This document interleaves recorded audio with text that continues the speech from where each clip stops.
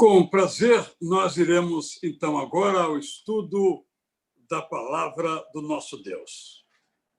Nesse mês de janeiro de 2021, nós estamos iniciando a nossa nova jornada bienal de leitura da Bíblia.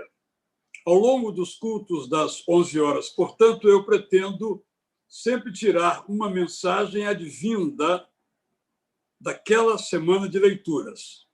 Na semana que passou, nós lemos alguns textos que contam a história do projeto de Deus para a humanidade.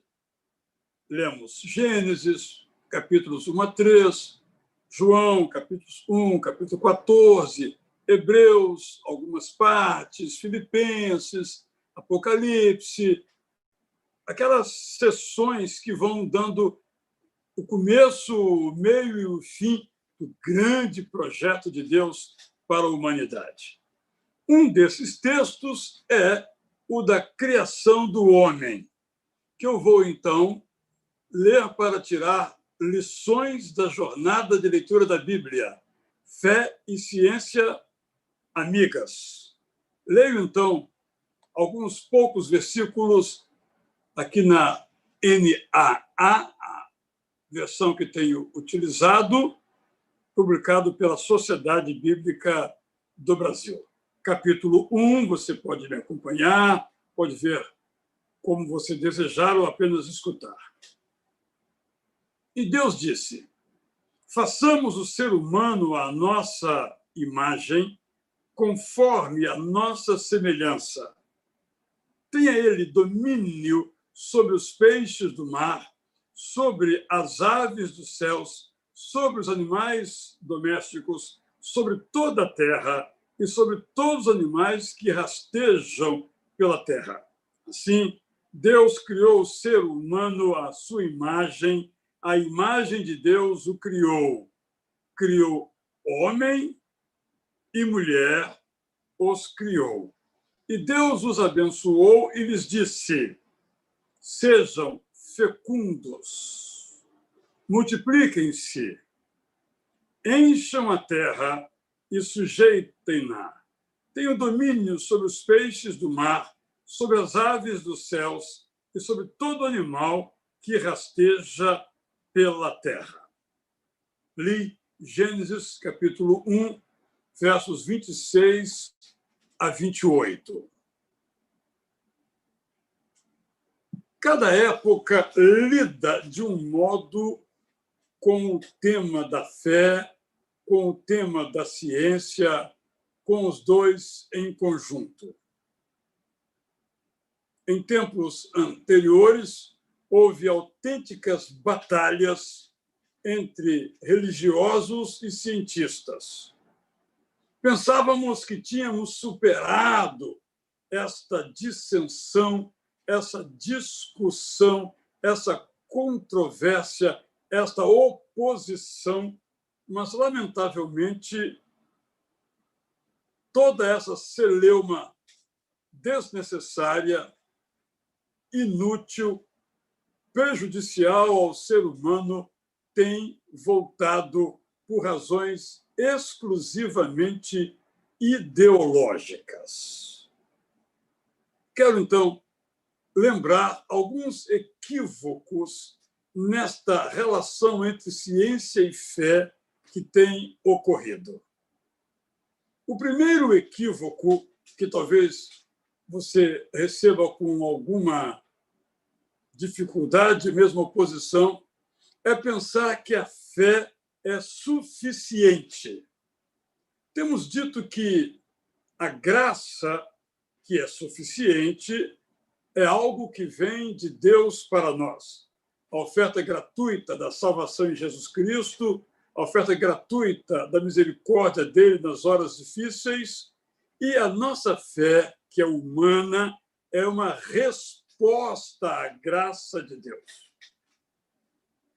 A partir dessa confusão entre ação divina, a graça, atitude humana, a fé, alguns elaboram no equívoco de dizer que a fé é suficiente para todas as áreas da vida. Eu estou aqui dizendo, talvez para a sua surpresa, que não. A fé não é suficiente para todas as áreas da vida. Vou dar um exemplo. No Rio de Janeiro, houve um esforço de fazer uma passarela entre as pedras e o mar, chamada Tim Maia. E esta passarela, simplesmente com a força das ondas, o reflexo da força das ondas, essa passarela foi destruída. Houve um esforço governamental de reconstruir. Algumas poucas pessoas passam lá. Vamos imaginar que sejam pessoas de fé. Têm fé que a ponte não vai cair. Estão completamente equivocados. Podem ter a fé que tiverem, que aquela ponte, se romper algum cabo, algum pilar, ela vai se romper. Com pessoas que têm fé, com pessoas que não têm fé. Ou seja, nós não vamos atravessar uma ponte construída porque o engenheiro ou chefe de obras tinha fé que ela não cairia. Você vai dizer, esse exemplo é absurdo, mas eu estou dizendo que a fé não é suficiente para todas as áreas da vida. Eu posso entrar no hospital e o médico me prescrever um remédio e eu me recusar a tomar esse remédio ou fazer uma cirurgia porque a minha fé me salvará. Pode ser que sim, pode ser que não, porque quem controla a dádiva ao que nós pedimos não somos nós. Não é a fé que está no controle, é Deus quem está no controle.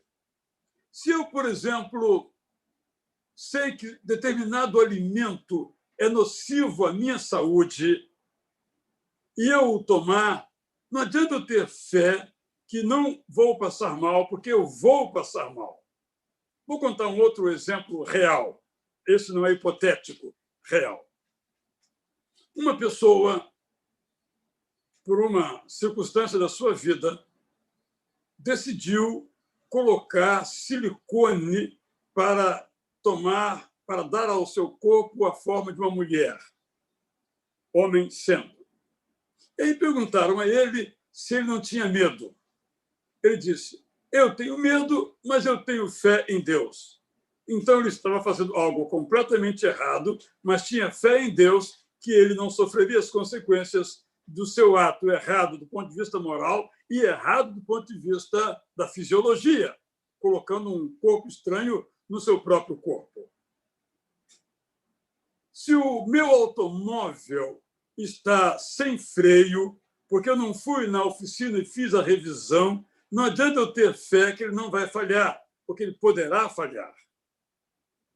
A fé não é suficiente para todas as áreas da vida. Digamos que você seja um professor e você tem que dar uma aula amanhã sobre, por exemplo, oceanografia. Mas você não estudou, você não sabe nada da matéria. Vai chegar perante os seus alunos, por mais fé que tenha, que vai passar vergonha, porque não vai explicar o que é oceanografia, não vai poder responder uma pergunta sobre os movimentos dos mares. Se você compra um imóvel que foi construído sem nenhuma condição, sem um estudo do engenheiro calculista para saber o peso que vai suportar, se houve um erro ou não foi feito um cálculo, você pode ter fé e aquele prédio vai ruir. É uma questão de tempo. Então, a fé não é suficiente. Se eu estou enfermo, eu devo orar e buscar um médico. Se eu tenho um problema de ansiedade, eu devo orar e procurar um psicólogo. Se eu preciso ir de um lugar para um outro, eu tenho que tomar um carro, um ônibus, um automóvel, um navio, um trem, um avião, seguros. Senão, haverá consequências. Estou dizendo isto apenas porque muitas pessoas acabam negando a ciência e, junto à tecnologia, embora usando a tecnologia, por achar que a fé é suficiente, como se ela abarcasse todos os domínios da vida. Essa é a afirmativa que estou fazendo aqui para você. Tem levado muitas pessoas a dizer: eu não vou contrair a Covid porque eu tenho fé que Deus vai me livrar. Você pode ter fé e pode ser que você contraia a Covid se você não se cuidar. Pode ser que, excepcionalmente, apesar da sua turrice, da sua burrice, claro que estou falando teoricamente, você não é turro nem burro, então eu vou falar eu mesmo. Então, se eu não me cuidar e tiver muita fé, mas não me cuidar, a minha burrice vai me levar a contrair o vírus. É simples assim. Desculpe a rudeza, mas realmente é irritante que as pessoas usem a fé para não se cuidarem ou não cuidarem dos seus queridos. A minha fé não pode me levar a pensar que coisas ruins não me aconteçam, porque podem acontecer. Se eu não me cuidar, as chances de acontecerem serão muito maiores. Há um outro equívoco, não sobre a fé, mas que tem a ver com a ciência. A ciência detém um conhecimento que é provisório. É a natureza da ciência ser provisória. O conhecimento está em constante crescimento. Vejamos o caso agora, em que o número de infectados é grande, mas o número de mortos é menor. Por que é menor? Porque a medicina, que é uma ciência, de certo modo, aplicada, conseguiu desenvolver, como eles gostam de dizer, manejar melhor. Há menos surpresas, embora ainda haja surpresas. Algumas pessoas não entendem isso. Ontem a ciência disse isso, hoje a ciência diz aquilo. Eu ouço muitas vezes críticas à Organização Mundial da Saúde, porque, segundo o comentário, um dia ela fala uma coisa, outro dia ela fala outra. Isso não é fato. Mas, evidentemente, há mudanças nas orientações, porque o conhecimento foi se ampliando. Sabemos mais agora do que ontem e temos que usar o conhecimento que temos agora, conhecimento com base no consenso. Recentemente, eu postei uma entrevista que um médico brasileiro deu numa emissora britânica em português e muitos pastores me responderam assim: a ciência muda toda hora. Eu fico com aquela ciência que não é assim tão trágica como a desse cientista aí, recusando, então, aquilo que ele estava dizendo e dizendo: quem é que fala pela ciência? Alguém me perguntou. Então, eu preciso entender como é que funciona a ciência. Ela funciona a partir de uma hipótese. Se eu colocar 10 quilos de cimento nesta coluna, ela não vai cair. É uma hipótese. E aí há equipamentos para medir, para ver se os 10 quilos de cimento sustentam o peso e que peso vai ser colocado. Quando você recebe, às vezes, uma caixa que você compra um produto, vem a caixa, às vezes, vem assim: empilhamento máximo, 10 unidades. Por quê?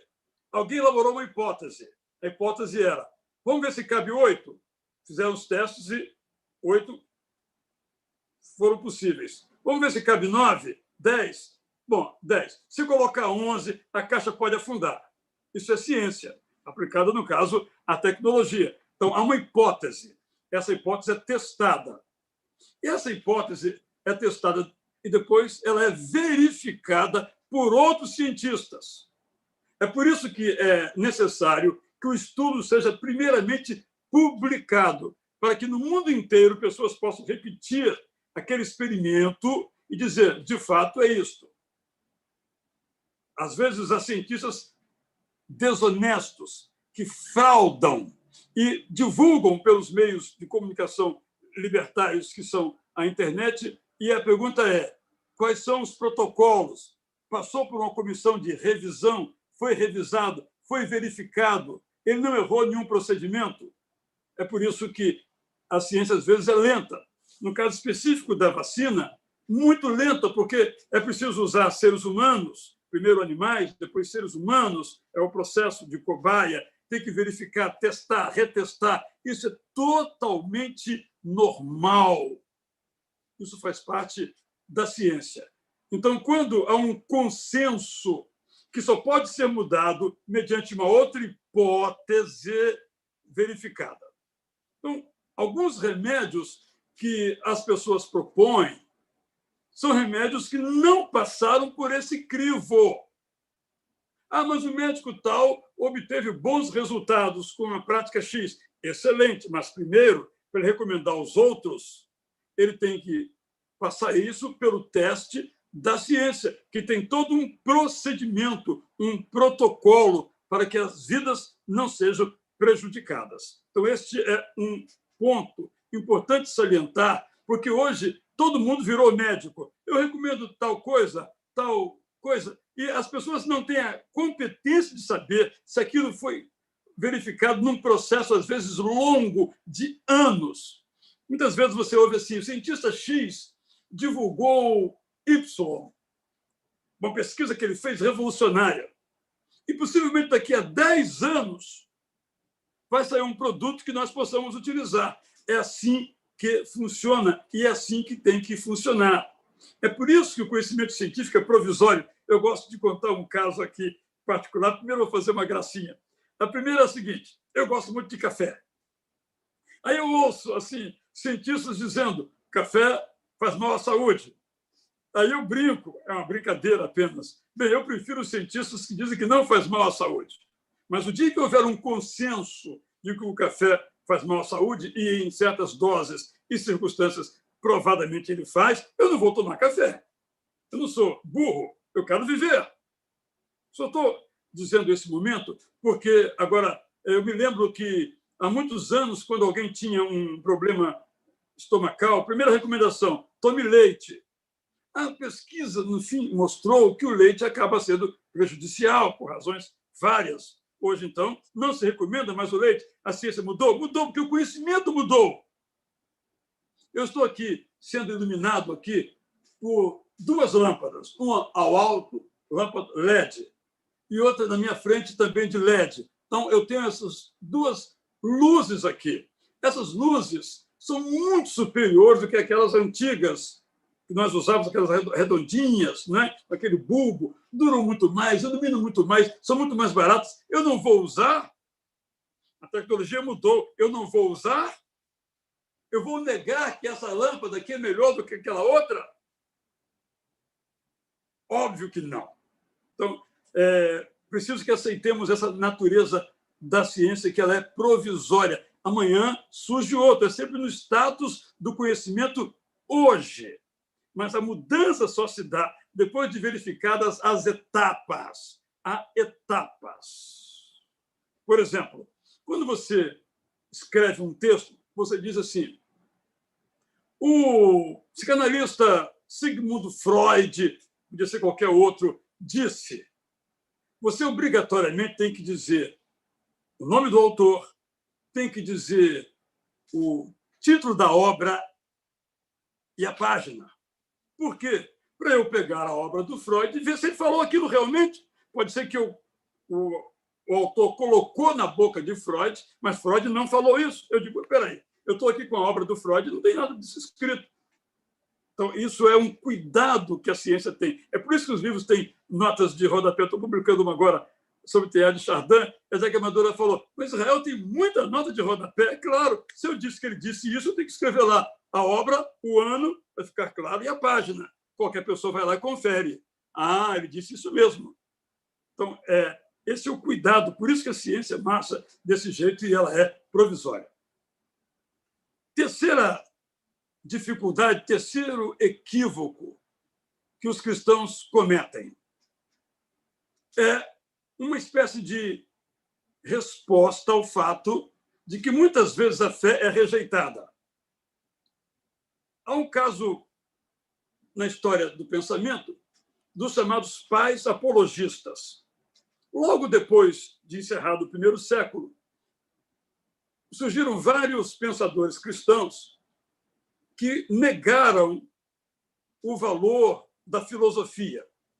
Porque a filosofia dessa época, séculos II, e século III e século IV, eram negacionistas, negavam o valor da fé, o valor da teologia, o valor das Sagradas Escrituras. Então, houve uma reação muito forte. A imagem era eu entre Jerusalém e Atenas, Atenas significando a filosofia e Jerusalém significando a fé, eu fico com Jerusalém.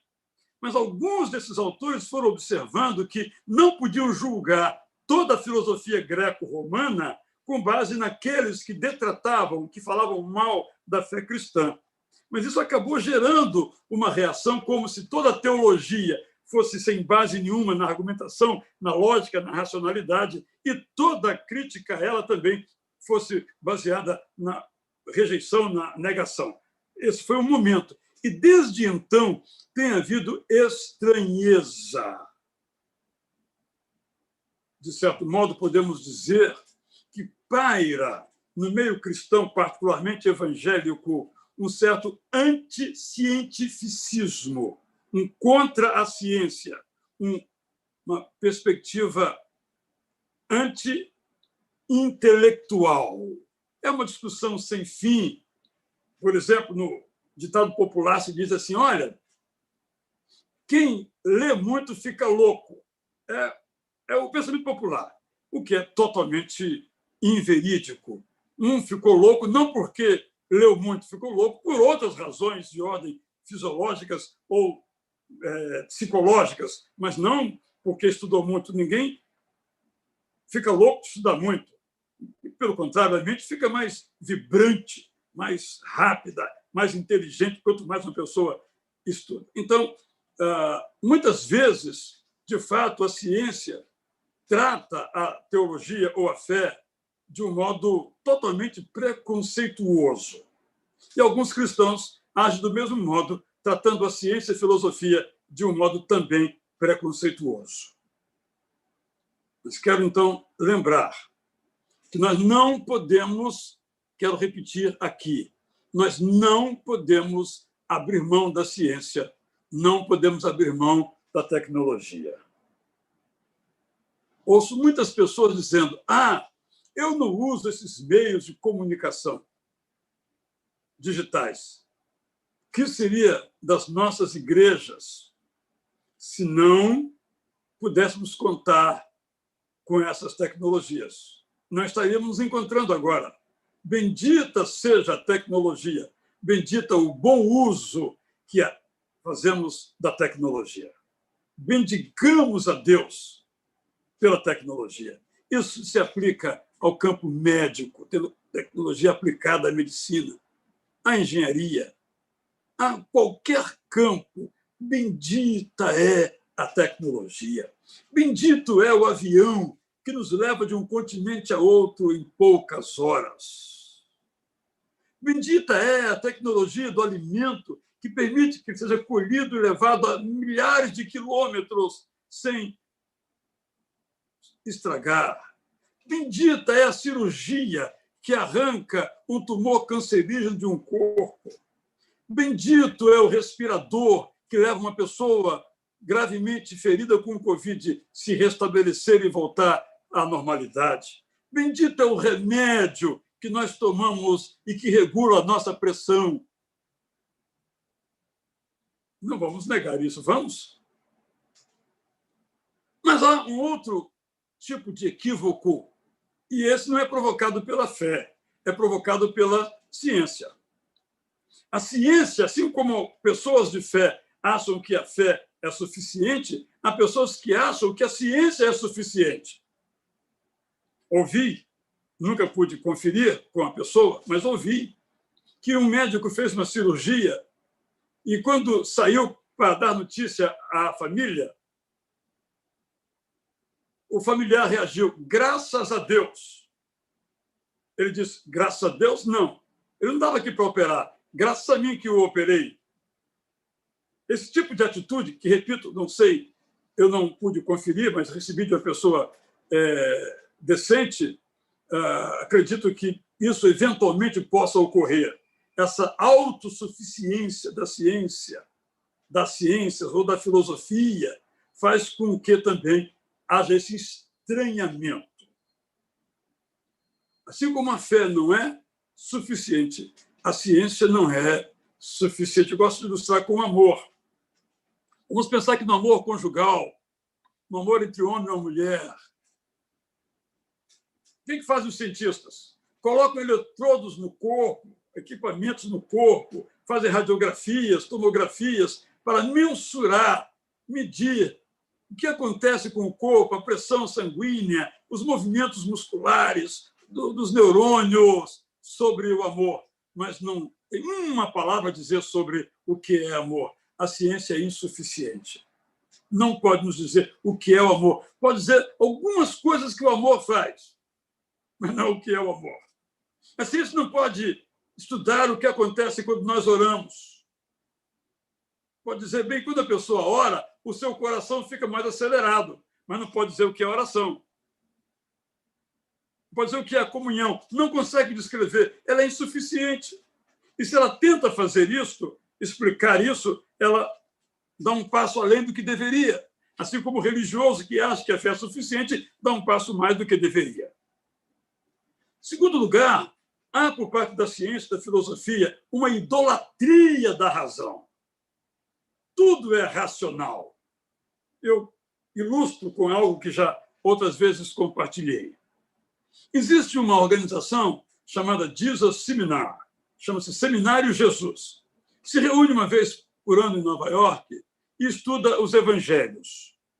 E ela tem a pretensão de dizer o que é que Jesus disse, o que ele não disse. Pega os evangelhos e diz, isso aqui ele não disse, está aqui, mas é aquilo que as pessoas criam. Não disse tais palavras. Quando você vê o trabalho deles, você descobre que eles partem de um princípio. Tudo aquilo que eles negam é aquilo que não passa pelo crivo da razão. Então, por exemplo, Jesus não ressuscitou, porque a ressurreição não passa pelo crivo da razão. Jesus não morreu em nosso lugar, porque ninguém morre no lugar do outro. Ou a morte de um não tem efeito sobre o outro. Jesus não disse, se você tiver fé, você falará essa montanha para pular daqui, e ela vai pular, porque uma montanha não sai do seu lugar. Então, isso Jesus não disse. Qual é o critério? É o da razão. Se a razão não aprova, não aconteceu. Não pode ser possível que aconteça. De novo, um equívoco. Não é? Nós que somos casados, nos perguntarmos por que nos casamos, a razão não vai entrar nessa equação. Talvez com 1 entre 100 números, de 1 a 100, 1 talvez seja a razão. O resto nós nem sabemos. O fato é que nós amamos e temos procurado amar até o fim. Mesmo quando há uma separação, se você reunir os dois lados, não é por razão, é por sentimento, é por emoção. Uma vez um casal se reuniu comigo e porque estava para se separar. Então eu disse ao marido, por que você quer se separar? Por isso, por isso, por isso, por isso. Ponto. E você, esposa, por que você quer separar? Por isso, por isso, por isso, por isso. Eu disse, vocês vão se separar, eu sei. Mas as razões que vocês me apresentaram não são racionais. Assumam que não vão se separar por uma razão efetiva. Vão por sentimentos, por emoções, por percepções, mas não pela razão. Pela razão, vocês deviam continuar casados. Obviamente, a razão não triunfou e o casal se separou. Terceira razão da ciência. A ciência tende a ser reducionista, simplista. Vou dar um exemplo que você vai entender. Vai ficar claro para você, melhor dizendo. Se eu tenho um problema no ouvido, e eu já fiz 3 cirurgias aqui do meu esquerdo, eu procuro um otorrino. Certo? E o otorrino, falando aqui bem simplificadamente, trata e me dá um remédio. Só que esse remédio é muito forte e ataca o meu estômago. Aí eu tenho que procurar um gastro para ele me ajudar a resolver o problema no estômago. Só dei 2 exemplos bem simplórios, mas são da minha própria existência. Então, um bom otorrino devia me tratar como um ser inteiro, não apenas como alguém que tem um problema no ouvido, mas como um ser inteiro. Então, por uma necessidade de especialização e é necessário, a ciência ela é especializada, acaba gerando uma consequência que é olhar as coisas só sob um ângulo, uma visão reducionista ou simplista. Às vezes a ciência comete este erro.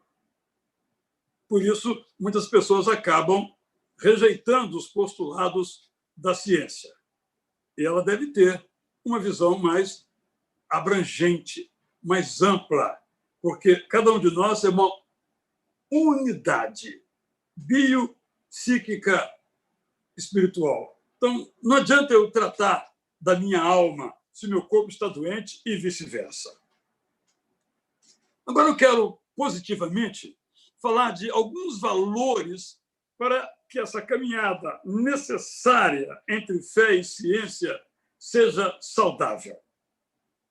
Primeiro valor: fé e ciência abarcam dimensões do humano e precisam andar juntas.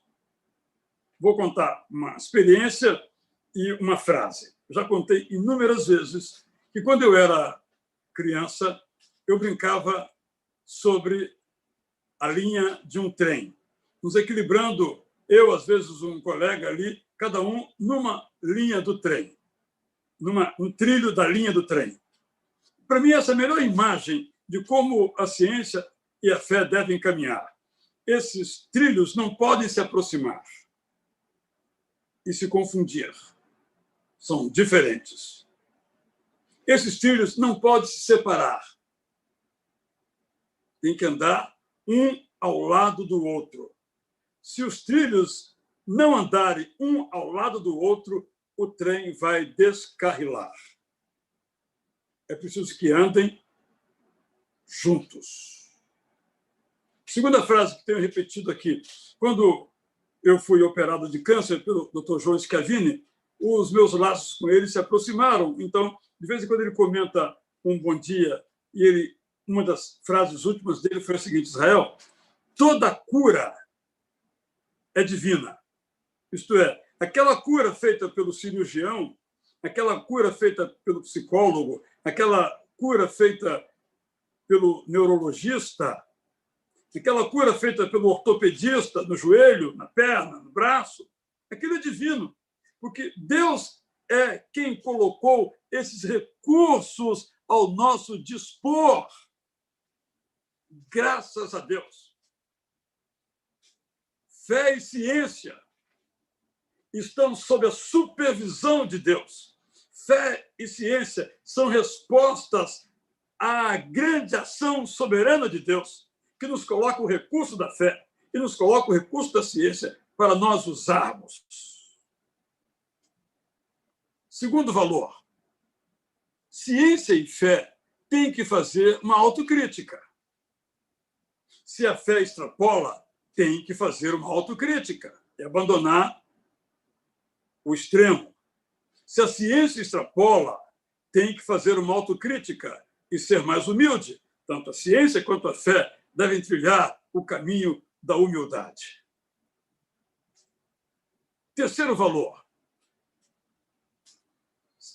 a ciência diz como, a fé escreve o quê.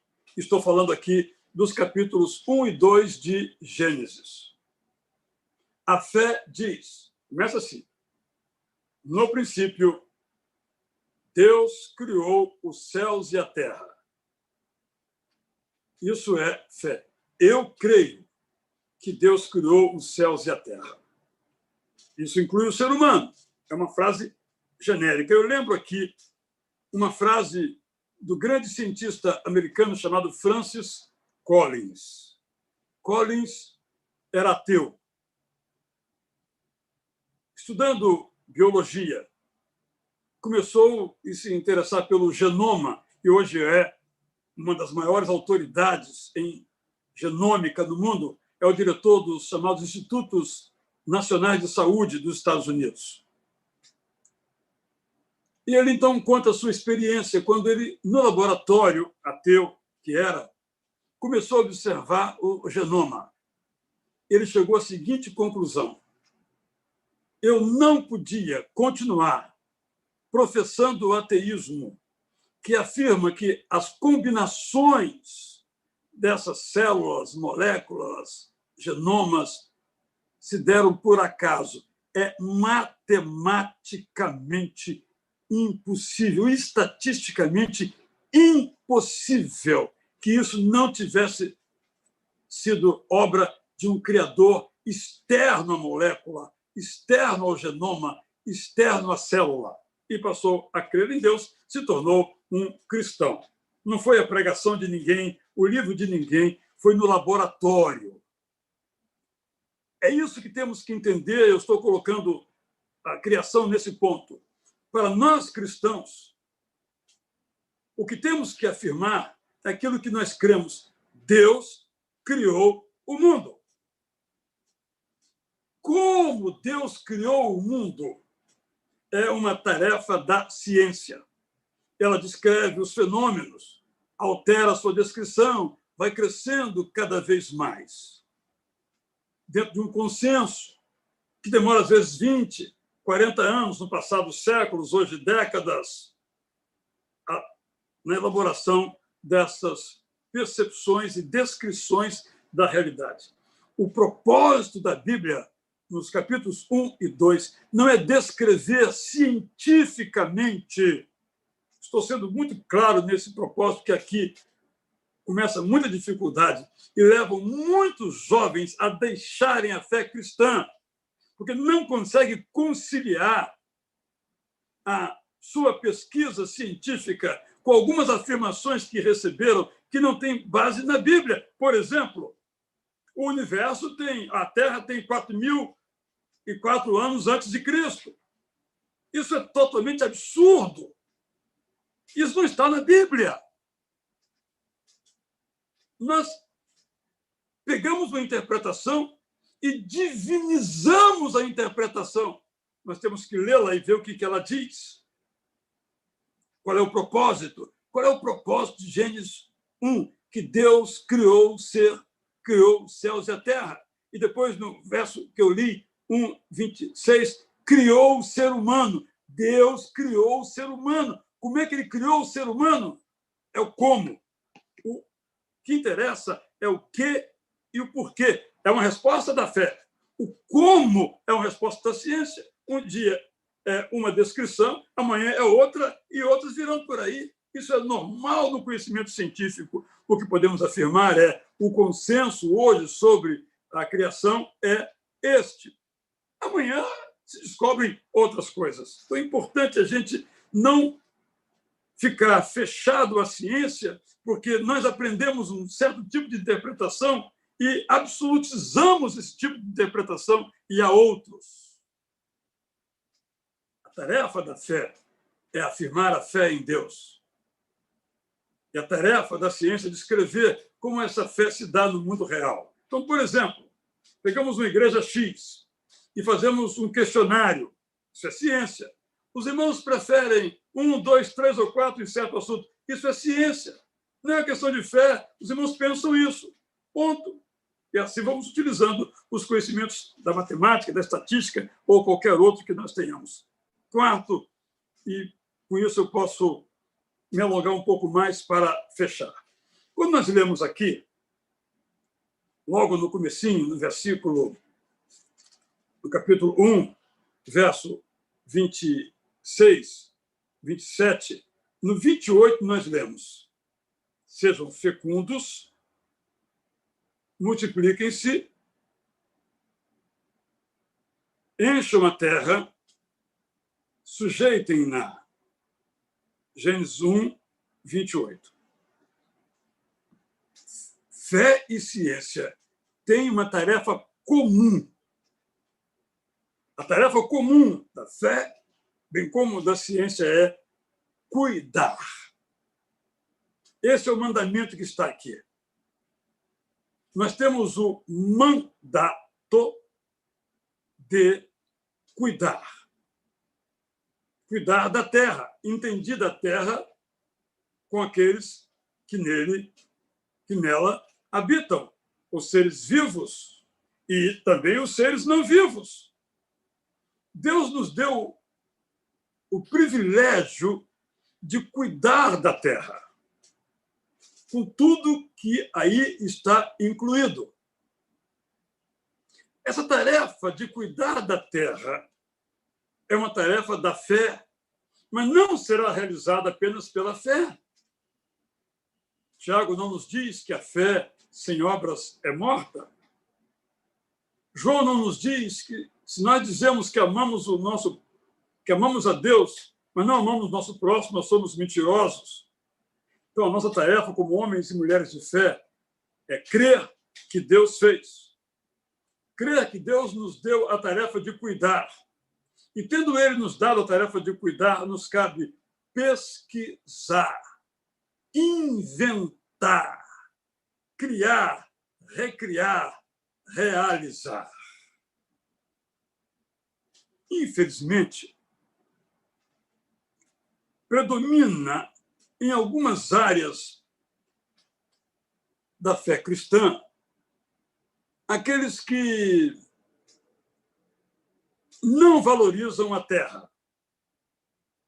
Tem uma visão de que a terra é coisa material, tem pouco valor, que o mais importante é o espiritual. De novo, um reducionismo, como se a vida pudesse ser reduzida ao material, e não pode. Ou ao espiritual, e não pode. É muito interessante que há várias palavras na Bíblia, por exemplo, a Jeremias, ore pela paz da cidade, porque se houver paz, vocês terão paz. Jesus disse, Pai, eu não oro para que o Senhor tire os meus seguidores do mundo. Eu oro para que o Senhor os preserve do mal. O preserve do mal. Quando nós vamos ao Apocalipse, toda a descrição que nós temos de Apocalipse é de um lugar, é terra, é um jardim, há coisas lá, claro que são imagens, mas que todas mostram que a terra é uma criação de Deus. Assim como o ser humano é uma criação de Deus e o pardal também é uma criação de Deus. Mas Deus não deu ao pardal a tarefa de cuidar da terra. Deus nos deu a tarefa de cuidar da terra. Como é que nós cuidamos da terra? Pesquisando. Como é que funcionam os mares e as ondas? Como é que funciona um remédio que foi colocado através da minha boca ou injetada com uma seringa? Como é que funciona? Para eu ampliar a saúde, ampliar a vida, eu preciso conhecer. Não há contradição entre o conhecimento bíblico e o conhecimento científico ou filosófico. Quanto mais nós conhecemos, tanto no campo como no outro, nós só exclamamos: os céus manifestam a glória de Deus. Porque esse mundo que Deus criou mostra a glória de Deus. E Deus nos deu a tarefa de tornar essa terra um lugar cada vez mais habitável. Deus nos deu a tarefa de cuidar do nosso corpo para que ele seja cada vez mais saudável. Então, aqui eu termino.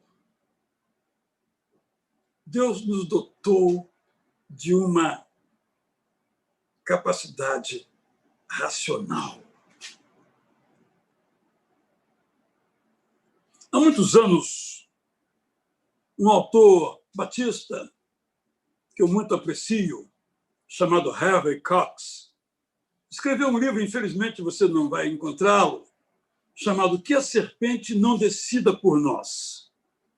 E ele faz uma interpretação interessante, não exclui as outras, que o pecado do primeiro casal foi a preguiça.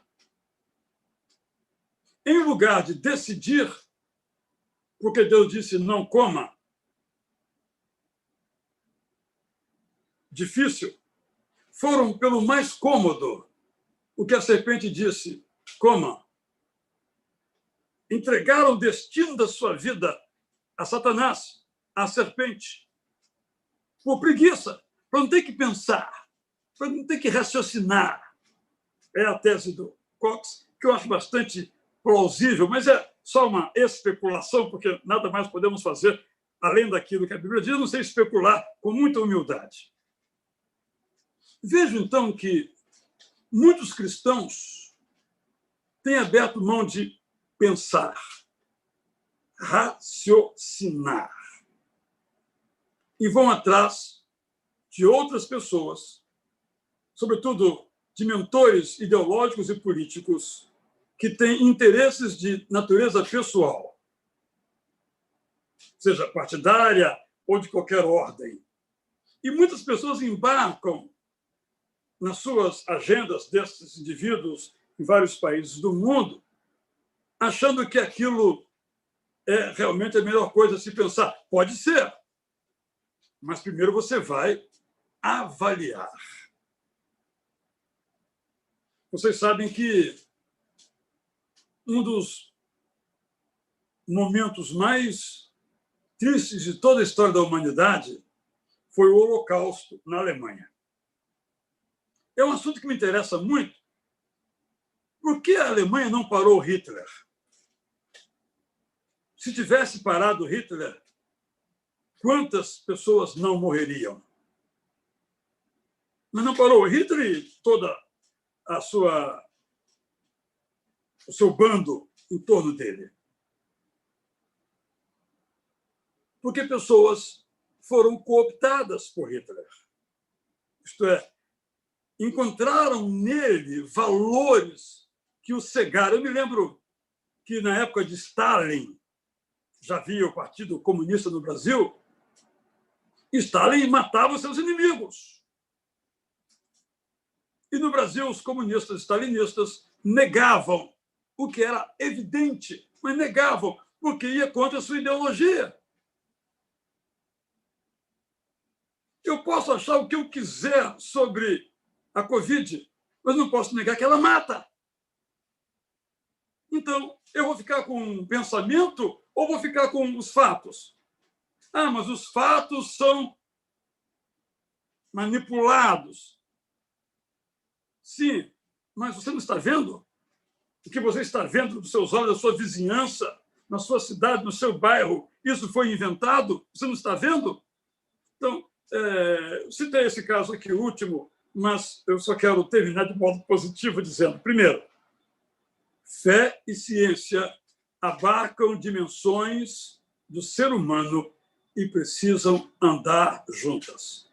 Ai de nós, na vida pessoal, ai de nós, se nós não nos pautarmos ao mesmo tempo pela fé naquilo que a fé é necessária e pela ciência naquilo que a ciência é necessária.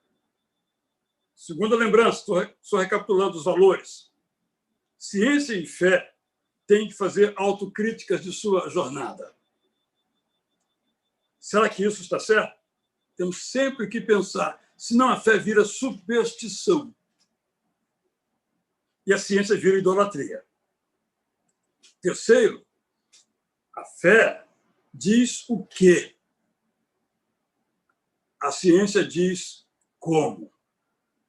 Quando há um milagre, os cientistas dizem assim, aqui tinha um tumor, agora eu não tenho mais, porque eu não sei. Só sei que tinha e agora não tem. É o máximo que ele pode dizer. E a fé diz, não tem porque Deus removeu.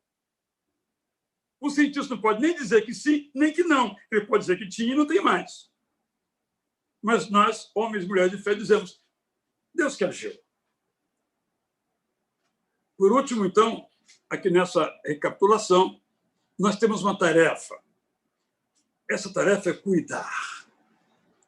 No contexto particular de nossas vidas, agora, cuidar de nós mesmos, do nosso corpo, da nossa mente, da nossa espiritualidade. E cuidar dos que estão sob os nossos cuidados. Cuidar da mente deles. cuidar do corpo deles, cuidar da alma deles. Isso Deus nos legou. O compromisso que ele deixou foi um acordo, uma aliança, um testamento que fez conosco. Louvada seja a fé. Louvada seja a ciência. Louvada sejam a ciência e a fé, quando respeitosamente caminham juntas. Bendito é o nosso Deus, que é o Deus da ciência e que é o Deus também de todos nós que cremos. Essa aliança que ele fez conosco, é nisto que nós cremos. É claro que a igreja não é um lugar de exaltação dos valores da ciência, porque aqui é outro lugar. O lugar de exaltar o valor da ciência é a universidade, é a academia. A igreja é o lugar de exaltar a fé, mas sem negar a ciência. Bem como na academia, não pode negar a ciência. Atenas não pode negar Jerusalém. Jerusalém não pode negar Atenas. São cidades que Deus fez para nelas nós habitarmos.